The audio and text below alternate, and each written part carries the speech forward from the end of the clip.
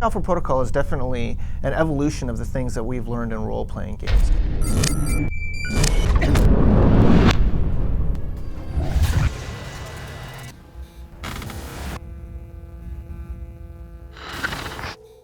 An RPG is a role-playing game. As you go through the game, you basically discover either more about yourself or more about the story that's actually occurring. Moving into the late 90s, there was a resurgence in role-playing games that we were lucky enough to be part of, with games like Fallout and Baldur's Gate and Planescape Torment, where the genre really advanced. It became much more story-based. We have quite a pedigree in working on games like Star Wars Knights of the Old Republic 2, Neverwinter Nights 2. And then we were able to branch out to doing sort of more experimental RPGs, which we're doing with Alpha Protocol, which is our first real-world RPG, which I'm incredibly excited about.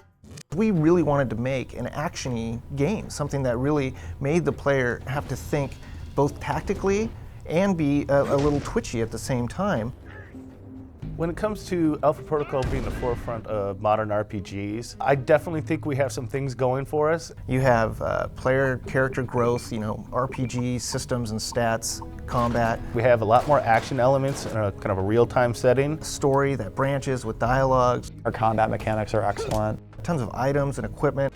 And Alpha Protocol really stood out as this exciting thing that we could do, where we could take all of this experience and make something that was really new and different and incredibly cool. Our use of exploration of real-world spaces is intriguing for the player because they're actually exploring spaces they've actually gone through in the real world, but now there's a whole lot of enemies to fight, cool things to find, doors to kick down. Like everything that you're doing in the world is sort of tangible in a way that things in high fantasy or maybe in science fiction are not tangible. Basically, you're taking the real world and now you get to play around with it to your heart's content.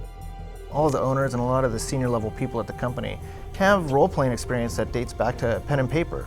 And in a pen and paper game, you can kind of do anything you want. And so when we go into making a game, we want to try and have that same sort of experience. Choice and consequence in a role-playing game, we feel very strongly about as sort of core to the role-playing experience. I think you have to have lots of items and equipment and things like that the player is going to be able to use to grow their character over the game.